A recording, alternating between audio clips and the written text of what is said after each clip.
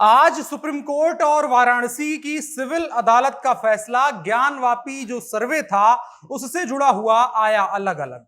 बात करें वाराणसी अदालत की तो आज यहां रिपोर्ट पेश की जानी थी, जो कमीशन था, जो सर्वे था, उसकी रिपोर्ट पेश की जानी थी, लेकिन वहां रिपोर्ट की जगह एक एप्लीकेशन दी गई। एप्लीकेशन इस बात के लिए कि उनको और अधिक समय दिया जाए। रिपोर्ट 50% पूरी कर ली गई है, बाकी की रिपोर्ट दाखिल करने के लिए उन्हें और अधिक समय चाहिए, यानी पूरी रिपोर्ट दाखिल करने के लिए।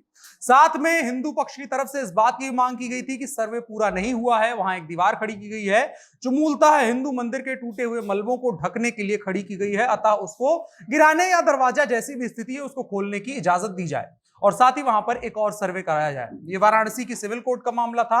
दूसरी तरफ मामला सुप्रीम कोर्ट में भी था। सुप्रीम कोर्ट में बात यह थी कि जो सर्वे हुआ है उस पर आपत्ति है, जो रोक लगाई गई है उस पर आपत्ति है। उन तमाम चीजों पर सुप्रीम कोर्ट में सुनवाई हुई और फैसला भी आया। आइए जानते हैं अदालतों में क्या हुआ। नमस्कार, मेरा नाम है अनुराग मिश्रा और आप देख रहे हैं जनता जंक्शन।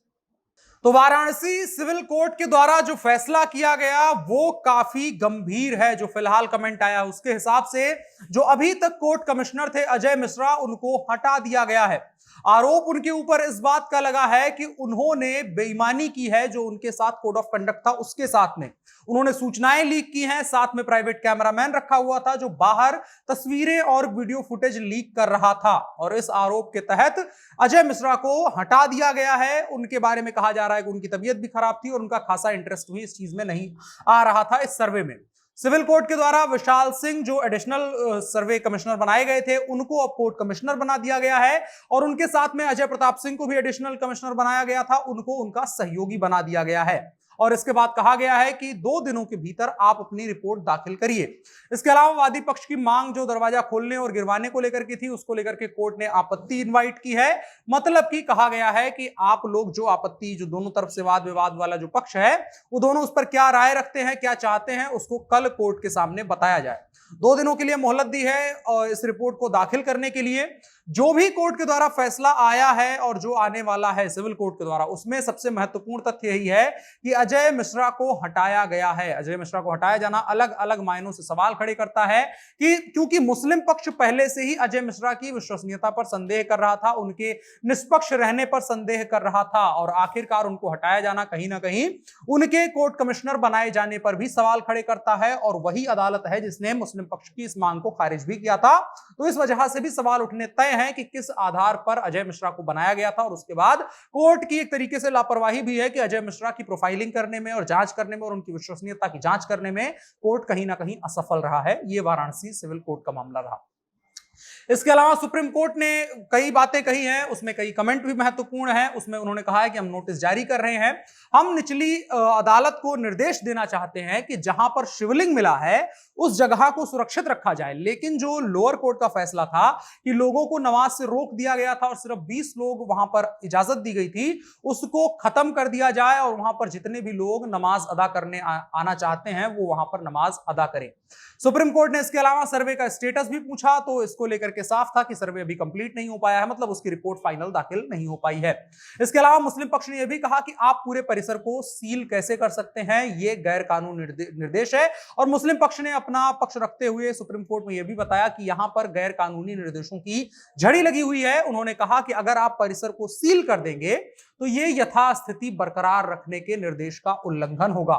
यथास्थिति का मतलब होता है कि जो चीज जहां पर जैसी है, जैसी चल रही थी, उसको वैसा ही बरकरार रखा जाए, यानी कि नमाज को रोका ना जाए, वजू करने से उनको रोका ना जाए, जो भी सामान्य प्रक्रिया चल रही थी उससे रोका ना जाए। लेकिन जो अभी फैसला आया था सिविल अदालत का उसके मुताबिक, और उसके अलावा जो वाराणसी की कोर्ट में जाकर के एक और हिंदू पक्ष के वकील की तरफ से एक और याचिका दायर की गई थी और उसके बाद आदेश मांग लिया गया था कि वहां पर शिवलिंग मिला है, इसलिए पूरी जगह को प्रोटेक्ट किया जाए, सील किया जाए और वहां पर वजू करने और उसके साथ साथ नमाजियों को नमाज अदा करने से रोका जाए।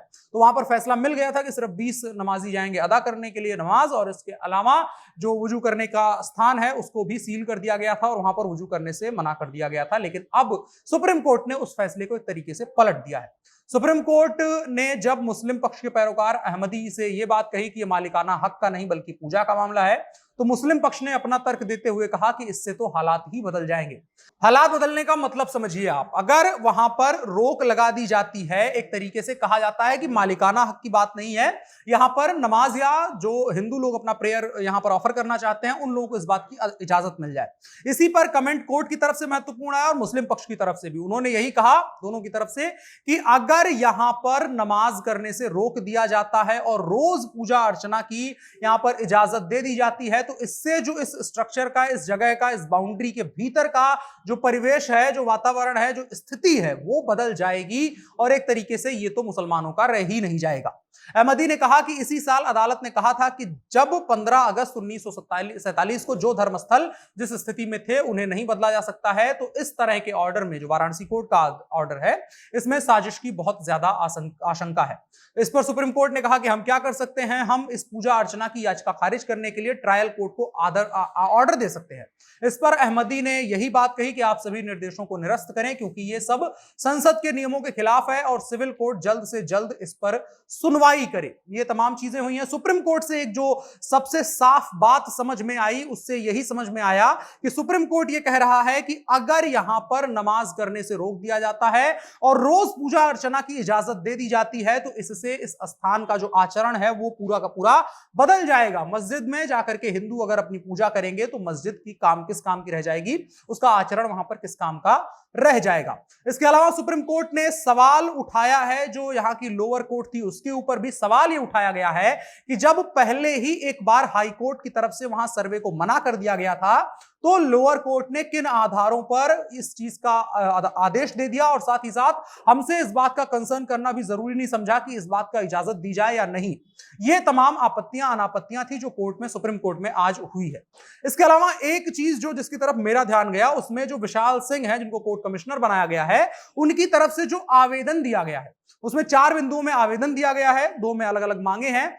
तीसरी और चौथे बिंदु में जो मांगे हैं उसमें 2 बार श्रृंगार गौरी के पूजा स्थल को विवादित जिक्र किया गया है।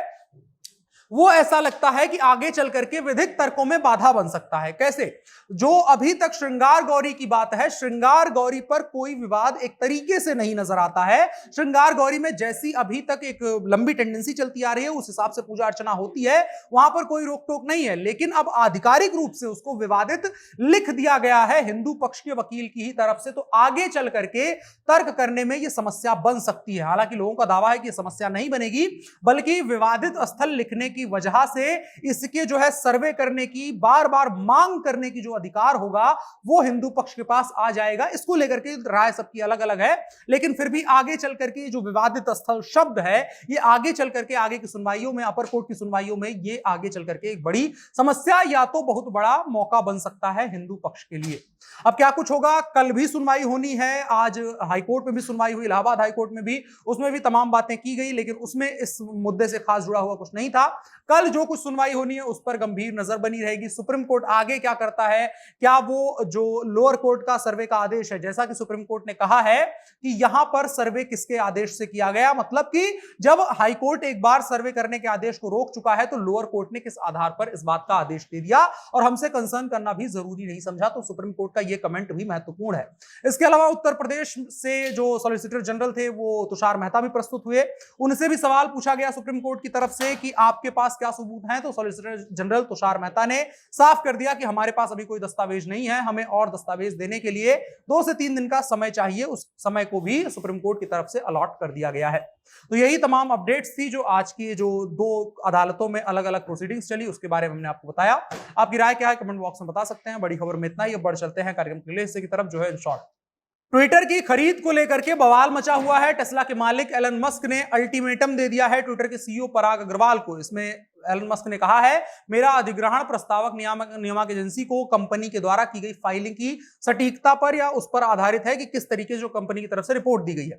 अगर ट्विटर के सीईओ सिर्फ 5% स्पैम अकाउंट्स, फर्जी अकाउंट होने का सबूत देंगे तभी डील आगे बढ़ेगी, वरना डील आगे नहीं बढ़ाई जाएगी। इसके अलावा एक और खबर, सुप्रीम कोर्ट ने जितेंद्र नारायण सिंह त्यागी, जिन्हें पहले वसीम रिजवी के नाम से जाना जाता था, उनको 3 महीने की अंतरिम जमानत मंजूर कर दी है। उन पर आरोप था कि पिछले साल दिसंबर में आयोजित हुए हरिद्वार धर्म संसद में अभद्र भाषा का प्रयोग करके लोगों को उकसाने का काम किया था। इसके अलावा एक और खबर, पिछले दिनों पाकिस्तान की संसद में जम्मू कश्मीर में परिसीमन पर भारत के खिलाफ निंदा प्रस्ताव पारित किया गया था। इसके बाद अब भारतीय विदेश मंत्रालय का बयान सामने आया है। विदेश मंत्रालय ने कहा है कि हम जम्मू कश्मीर में परिसीमन अभ्यास पर पाकिस्तान की नेशनल असेंबली द्वारा पारित हास्यास्पद प्रस्ताव को स्पष्ट रूप से अस्वीकार करते हैं। इसके अलावा एक और खबर, घरेलू बाजार में यानी हिंदुस्तानी मार्केट में गेहूं की कीमतें बढ़ने के कारण भारत के द्वारा पाबंदी लगा दी गई थी। इसका निर्यात पर पाबंदी लगा दी गई थी। इसका अमेरिका ने विरोध किया है। संयुक्त राष्ट्र में अमेरिकी राजदूत लिंडा थॉमस ग्रीनफील्ड ने आशंका जताई है कि भारत के कदम से विश्व में खाद्य संकट बढ़ सकता है और इसी बीच भारत सरकार ने आज गेहूं के निर्यात पर पाबंदी के आदेश में मामूली ढील दे दी है। पाम ऑयल को लेकर के भी इसी तरह का कुछ देशों में विवाद चला था। आज के इन शॉर्ट्स में इतना ही। अब बढ़ चलते हैं कार्यक्रम के अगले हिस्से की तरफ, जो है आज का कानून। इलाहाबाद हाईकोर्ट में लंबित आपराधिक अपीलों का संज्ञान लेते हुए सुप्रीम कोर्ट ने वहां के महारजिस्ट्रार को निर्देश दिया है कि इन अपीलों को सूचीबद्ध करने के लिए अपनाई जाने वाली सामान्य प्रक्रिया की जानकारी उपलब्ध कराई जाए, खास करके ऐसी अपीलों की में जहां पर वादियों को उम्र कैद की सजा मिली हो। सुप्रीम कोर्ट ने अभी बताने के लिए कहा कि लंबित अपीलों की सुनवाई के लिए आमतौर पर कितनी पीठें उपलब्ध हैं और क्या 10 वर्ष या उससे कम सजा पाने वाले मामलों में अपीलों को सूचीबद्ध करने के लिए कोई विशेष तंत्र है। Justice U U Lalit, justice S R. Bhat, justice P M. Narasimha और जस्टिस सुधांशु धुलिया की पीठ ने पाया कि एक याचिकाकर्ता ने 7 साल की सजा में से 3.5 साल, जबकि दूसरे याचिकाकर्ता ने 10 साल की सजा में से 8.5 साल जेल में काट दिए हैं। इन दोनों की अपील 2019 से इलाहाबाद हाईकोर्ट में लंबित है। पीठ ने कहा कि उनके सामने यह शिकायत उठाई गई है कि याचिकाकर्ताओं द्वारा जो दंड प्रक्रिया संहिता है सीआरपीसी की धारा 389 के तहत राहत के लिए दिए गए आवेदन के समय सूचीबद्ध नहीं किए जा रहे हैं। धारा 389 अपील लंबित होने के दौरान सजा के निलंबन और अपीलकर्ता को जमानत पर रिहा करने से संबंधित है और उनको जमानत नहीं मिल रही है। इस पर सुप्रीम कोर्ट में मामला गया है और सुप्रीम कोर्ट ने यह कमेंट किया है। आज के कानून के हिस्से में इतना ही। बढ़ चलते हैं कार्यक्रम के आखिरी हिस्से की तरफ, जो है नसीहत अमृतलाल नागर की तरफ से। बहुत बढ़िया विचारक रहे हैं। उन्होंने कहा, अपनी परिस्थितियों पर विचार न करने वाला व्यक्ति मूर्ख होता है। मूर्ख की अलग अलग परिभाषाएं हैं।